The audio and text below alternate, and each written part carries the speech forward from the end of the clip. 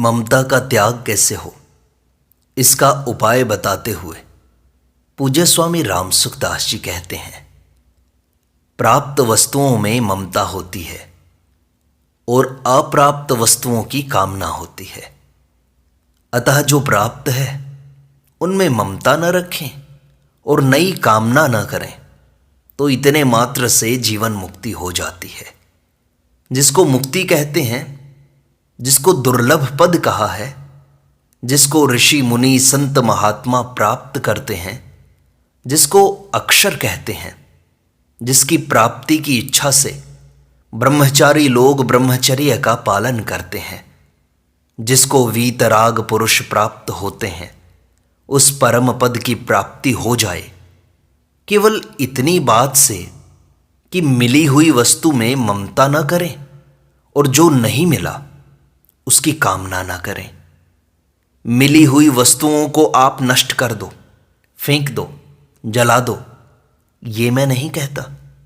वस्तुएं हैं जैसे वैसे ही रहें, पर उनमें मेरापन मत रखो। उनके रहते हुए मेरापन कैसे न रखें? देखो, आप लोगों के अनुभव की ही तो बात है। आप उसको काम में लेते ही हैं। जैसे आपके मन में कन्यादान करने की इच्छा हुई और आपने कन्यादान कर दिया।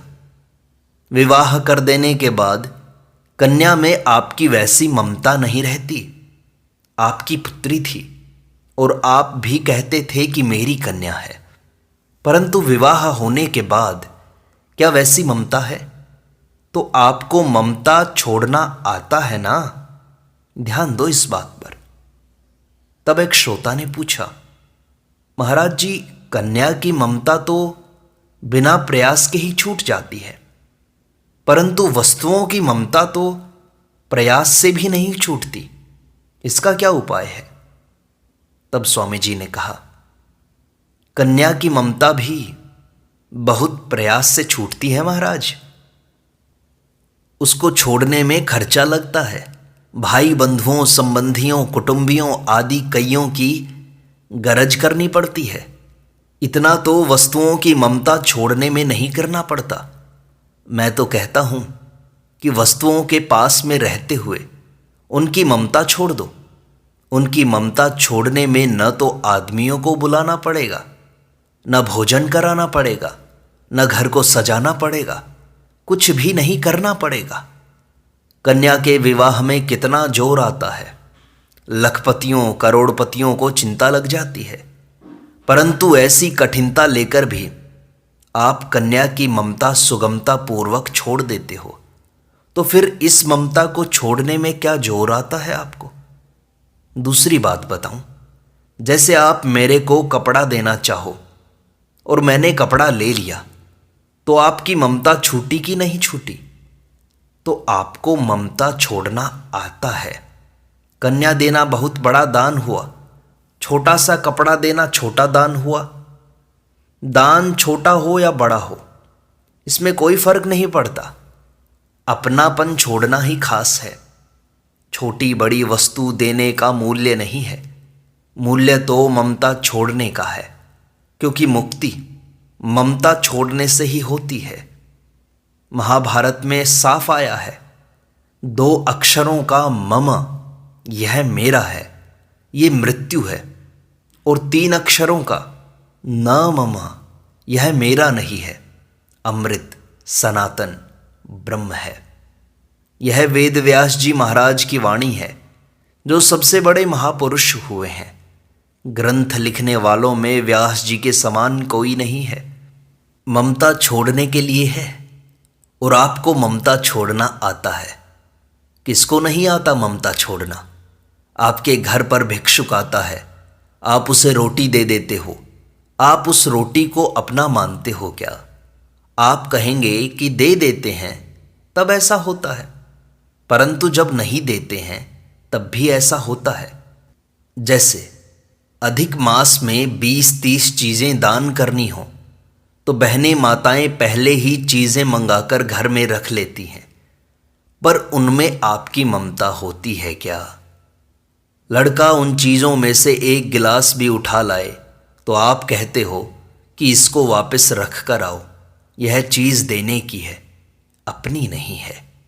इस तरह जो चीज़ घर में पड़ी है उसकी रक्षा भी करते हो और मोल भी लाते हो, सब कुछ करते हो, पर मेरापन नहीं करते। कन्यादान किया, कपड़ा दे दिया, रोटी दे दी और घर में पड़ी चीज़ें भी देनी हैं। इस विचार से आप अपनापन छोड़ देते हो। ऐसे ही आपको बताऊं कि एक दिन आपको शरीर सहित संपूर्ण वस्तुओं को छोड़ना पड़ेगा। एक दिन सब छूटेगा ही, छोड़े बिना आप रह सकते नहीं। धन को, घर को, शरीर को भी क्या आप सदा साथ में रख सकते हो? नहीं रख सकते। ऐसी असमर्थ अवस्था में यदि आप पहले से ही उनका त्याग कर दो तो क्या जोर आएगा? आप नहीं छोड़ोगे तो आपसे जबरदस्ती छुड़ाया जाएगा और आपको दुख होगा, संताप होगा। अगर आप छोड़ दो तो अनंत सुख प्राप्त होगा। स्वयं त्यक्ता ह्येते क्षमा सुखम अनंतम विदधति। इस बात पर आप थोड़ा विचार करो। देखो, कथा सुन ली, कहानी सुन ली, तो अब चलो भाई, यह बात यहाँ नहीं है। मेरी बातें कथा कहानी की तरह नहीं हैं। मर्म की बातें सुनो और अभी के अभी निहाल हो जाओ, ऐसी बात है। परंतु यह बात लोगों को जचती नहीं। वे यही कहते हैं कि ऐसा कैसे हो सकता है। अरे नहीं हो सकता तो मैं क्यों कहता? नहीं हो सके तो आप होने का विचार कर लो। कठिनता पड़े तो पूछो। देखो, आवश्यकता और कामना दो चीज़ हैं। आवश्यकता पूरी होने वाली होती है, पर कामना कभी पूरी नहीं होती। कन्यादान करना आवश्यक है, पर उसके लिए चिंता करना आवश्यक नहीं है। कन्या को जहाँ जाना है वहाँ का प्रबंध अपने आप बैठेगा। आपको उद्योग करना है, चिंता नहीं करनी है। कर्म करने में आपका अधिकार है, फल में अधिकार नहीं है। कर्मण्येवाधिकारस्ते मा फलेषु कदाचन। कन्यादान के लिए उद्योग करना आपका काम है। कन्यादान हो ही जाए, यह आपके हाथ की बात नहीं है। जैसे भूख लगी तो यह पेट में अन्न की आवश्यकता है और उसमें स्वाद चाहना कि ये भोजन मिल जाए, यह कामना है। आवश्यकता पूरी होती है, पर कामना आज तक किसी की भी पूरी नहीं हुई। किसी के भी जीवन में ऐसा नहीं हुआ कि सब कामनाएं पूरी हो गई हों, परंतु आवश्यकता का विधान है कि वह पूरी होती ही है। इस तरह एक आवश्यकता होती है और एक कामना होती है। इनको आप ध्यान से सुनो और धारण करो। वर्षों तक मेरे को यह बात समझ में नहीं आई। व्याख्यान देता था और दिया भी वर्षों तक, पर आवश्यकता और कामना दो हैं, यह बात मेरे को बहुत देरी से मिली। मेरे को ऐसी बातें बहुत कठिनता से मिली हैं। इनके मर्म को समझने में मेरे को जोर पड़ा है और समय लगा है। यह आपको इसलिए कहा है कि आप इस बात का कुछ आदर करो। इसमें कोई आत्मश्लाघा नहीं, कोई महिमा नहीं, कोई विशेषता नहीं। नहीं तो पहले ही जान लेता, पर नहीं आई अक्ल में। ऐसे कई झंझट थे जो गीता से खुले हैं, परंतु आप जानना चाहो तो बड़ी सुगमता से जान सकते हो। बहुत सरल सीधी सीधी बातें हैं। आवश्यकता और कामना क्या है? मूल में आवश्यकता है परमात्मा की और कामना है संसार की। यह मूल बात है। हम सदा जीवित रहें, हम जानकार बन जाएं, हम सदा सुखी रहें, यह आवश्यकता है। क्योंकि आपकी यह चाहना वास्तव में सच्चिद आनंद घन परमात्मा की है। परंतु संसार की जितनी आवश्यकता मानते हो, जितनी चाहना उसकी करते हो, वह सब की सब कामना है। ये दो भेद मेरे को मिले तो बड़ी प्रसन्नता हुई मन में कि आज तो एक कांटा निकल गया भीतर से। आवश्यकता और चीज़ है, कामना दूसरी चीज़ है। अंग्रेजी में हम वांट और डिज़ायर ये दो शब्द सुनते हैं।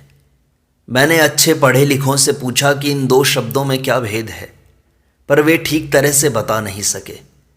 जैसे मैं कहता हूँ कि आवश्यकता केवल परमात्मा की है और इच्छा केवल संसार की है, पर इतना साफ नहीं बताया अंग्रेजी पढ़े लिखों ने। आवश्यकता पूरी होने वाली होती है, वह मिटने वाली हो ही नहीं सकती। परमात्म तत्व की जो आवश्यकता है और हमारी जो कमी है, वह पूरी हुए बिना नहीं रह सकती, और कामना कभी पूरी नहीं हो सकती। यह नियम है, नियम का कभी भंग नहीं होता। एक श्रोता ने पूछा, रोटी कपड़ा लोगों की आवश्यकता है, परंतु यह बहुत से लोगों को सुलभ नहीं है महाराज जी। स्वामी जी ने कहा, भूखा तो लखपति और करोड़पति को भी रहना पड़ सकता है। वैद्य डॉक्टर मना कर दें तो करोड़ों रुपए पास में होने पर भी रोटी नहीं खा सकते। अतः रोटी कपड़ा नहीं मिलता तो वहां आवश्यकता नहीं है, आवश्यकता वाली चीज तो मिलेगी ही। साफ कहा है, यद अस्मदीयम न ही तत्परेशाम, अर्थात जो चीज हमें मिलने वाली है वह दूसरों को नहीं मिल सकती। जो हमारी चीज है वह हमारे से अलग कैसे रहेगी, उसको मिलना पड़ेगा। कोई भूखा मरने वाला हो, उसको भूखा ही मरना पड़ेगा। यह आवश्यक नहीं कि अन्न जल ही मिले। यह तो मैंने संसार की रीति में दो चीज समझने के लिए बताई है कि भूख प्यास की आवश्यकता है और स्वाद की इच्छा है। वास्तव में आवश्यकता है परमात्मा की और इच्छा है संसार की। संसार की इच्छा किसी भी तरह की हो, वह सब कामना ही है जो कभी पूरी होगी ही नहीं। परमात्मा की आवश्यकता कभी मिटेगी नहीं। आप जाने चाहे ना जाने, माने चाहे ना माने, आप नास्तिक हो जाएं तो भी भीतर से परमात्मा की इच्छा नहीं मिटेगी। कारण कि जो ईश्वर को, परमात्मा को बिल्कुल नहीं मानते, वे भी हरदम चाहते हैं कि ज्ञान हमें मिल जाए, सुख शांति हमें मिल जाए। उनकी यह इच्छा सच्चिदानंद घन परमात्मा की है। जीना चाहते हैं, यह सत की इच्छा हुई। ज्ञान चाहते हैं, यह चित्त की इच्छा हुई। सुख चाहते हैं, यह आनंद की इच्छा हुई। जो ईश्वर का खंडन करता है, दुनिया से ईश्वर का नाम उठा देना चाहता है, ऐसे नास्तिक से नास्तिक आदमी के भीतर भी ईश्वर प्राप्ति की इच्छा रहती ही है। क्या वह जीना नहीं चाहता? क्या वह ज्ञान नहीं चाहता? क्या वह सुख नहीं चाहता? चाहता है तो सच्चिदानंद परमात्मा की इच्छा है उसके अंदर। इस चाह को कोई मिटा नहीं सकता, क्योंकि यह हमारी असली चाह है, असली जिज्ञासा है, असली भूख है। यह कभी मिटने वाली नहीं है, प्रत्युत पूरी होने वाली ही है। संसार की इच्छा कभी किसी की पूरी नहीं हुई, होगी नहीं, हो सकती नहीं। आपने भी देख लिया कि जीवन में कभी इच्छा पूरी नहीं हुई, अब उसको छोड़ने में क्या बाधा है? एक श्रोता ने पूछा, हम इतना मान लें कि हमने सब छोड़ दिया, तो क्या इतना मानने से परमात्मा की प्राप्ति हो जाएगी क्या? स्वामी जी ने कहा, नहीं होगी। ये कोई तमाशा थोड़ी ही है। भीतर से इच्छा छोड़ोगे तब होगी। मैंने इच्छा छोड़ दी ऐसे कहने से क्या हो जाएगा? केवल कहने से नहीं होगा, केवल ऊपर से मान लेने से नहीं होगा। भीतर से कोई इच्छा नहीं हो, जीने की भी इच्छा ना हो, अभी मर जाएं तो कोई चिंता नहीं। इच्छा छोड़ने से आप मरोगे नहीं और चाहने पर भी बचोगे नहीं। मरना तो पड़ेगा ही, नहीं चाहने पर भी और चाहना छोड़ने पर भी। यह पक्की बात कहता हूं। आप विचार करो कि क्या अपनी चाहना से हम जी रहे हैं? चाहने मात्र से कोई जी नहीं सकता। जीने के उपाय के लिए मैं मना नहीं करता, रोटी खाओ, दवा लो, संयम से रहो, यह बात मैं कहता हूं। परंतु हम जीते रहें, यह हमारे हाथ की बात नहीं है। इसमें आपको क्या बाधा लगती है? पूछो। आप सोचते हैं तो उल्टा सोचते हैं कि यह चुप कैसे हो जाए। ऐसा प्रश्न पूछें कि यह बोल नहीं सके। यह नहीं सोचते कि बात को काम में कैसे लाएं। जैसे सरकारी कानून के विषय में सोचते हैं कि इस कानून से कैसे बचें, कैसे झूठ कपट करें, कैसे चकमा दें।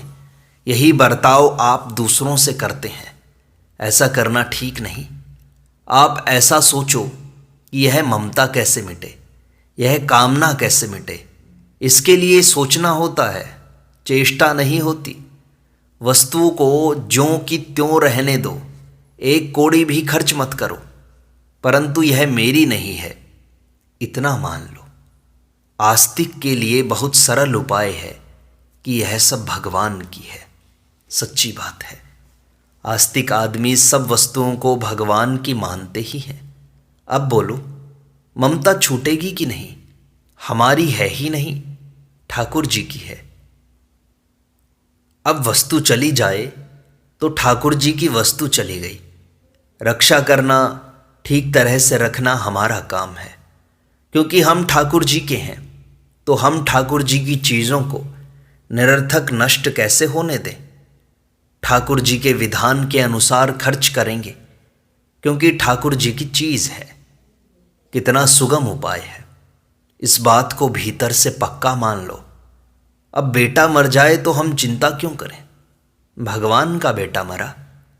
आप बिल्कुल गिनाओ कि हमारे इतने बेटे हैं, गिनाने में क्या हर्ज हुआ। आप केवल मेरापन छोड़ दो, उनका पालन पोषण करो, रक्षा करो, अपनी जिम्मेवारी का पालन करो। भगवान की दी हुई ड्यूटी है। गाड़ी में बैठने पर आप कहते हैं कि यह हमारा डिब्बा है, पर गाड़ी से उतरने के बाद आप कभी चिट्ठी देकर पूछते हो कि हमारा डिब्बा कैसा है? अतः व्यवहार करने में कोई बाधा नहीं लगती। व्यवहार सुचारू रूप से करो, जैसा अभी करते हो उससे भी सुचारू रूप से करो। हमारी चीज़ की परवाह नहीं, पर अब तो प्रभु की चीज़ है, उसकी अच्छी तरह से रक्षा करो। मैं आपका दुख मिटाने के लिए कहता हूँ, चीज़ मिटाने नष्ट करने के लिए नहीं कहता हूँ। चीज़ छोड़कर साधु हो जाइए, ये बात नहीं कहता हूँ। दुख, संताप, अभाव, व्याकुलता, हलचल मिटाने के लिए कहता हूँ। वही घर है, वही स्त्री है, वही परिवार है, वे ही रुपए हैं और वैसे ही आप हो। कुछ फर्क नहीं पड़ेगा, केवल आपकी चिंता मिट जाएगी। परंतु ममता, कामना रखोगे तो यह चिंता, हलचल, दुख, संताप कभी मिटेगा नहीं। ममता कामना के रहते चिंता हलचल न हो, यह असंभव बात है। मन में इच्छा रखें कि ऐसा हो और ऐसा न हो तो हलचल होगी ही। फिर एक श्रोता ने पूछा, तो महाराज जी, तत्व का बोध होने से पहले ममता कामना कैसे मिटेगी? तो स्वामी जी ने कहा, तत्व का बोध होने से ममता मिटती जाएगी और ममता मिटने से तत्व का बोध हो जाएगा। खुशी आए वैसे कर लो, आपको जो सुगम पड़े वो काम कर लो। ममता कामना के रहते रहते तत्वबोध हो जाएगा। आप ध्यान दो मेरी बात पर, गीता की बात है। अपि चेदसि पापेभ्यः सर्वेभ्यः पापकृत्तमः सर्वं ज्ञान प्लवेनैव वृजिनं संतरिष्यसि। संपूर्ण पापियों से भी जो अधिक पापी हो, वह भी ज्ञान रूपी नौका से पापों को तर जाएगा। अतः पापी से पापी भी ज्ञान का अधिकारी हुआ कि नहीं? कामना तो दूर रही, पापी बताया है। मनुष्य कामना के कारण ही पाप करता है। कामना से होने वाले बड़े बड़े पापों से आप तर जाओगे। तात्पर्य यह है कि ज्ञान पहले भी मिल सकता है और कामना ममता के त्याग से भी मिल सकता है। गीता में आया है, विहाय कामान यह सर्वान पुमांश्चरति निस्पृहः निर्ममो निरहंकारः स शांतिम अधिगच्छति। ये दोनों प्रमाण गीता में हैं। कामना के विषय में मेरे को ऐसी बहुत बातें याद हैं। इस विषय में मैंने बहुत खोज की है और कर रहा हूँ। इसलिए धीरे धीरे मेरापन मिटाओगे चीज़ों से, तो ममता का त्याग होता चला जाएगा, ममता छूट जाएगी और आप जीवन मुक्त हो जाओगे। नारायण नारायण नारायण।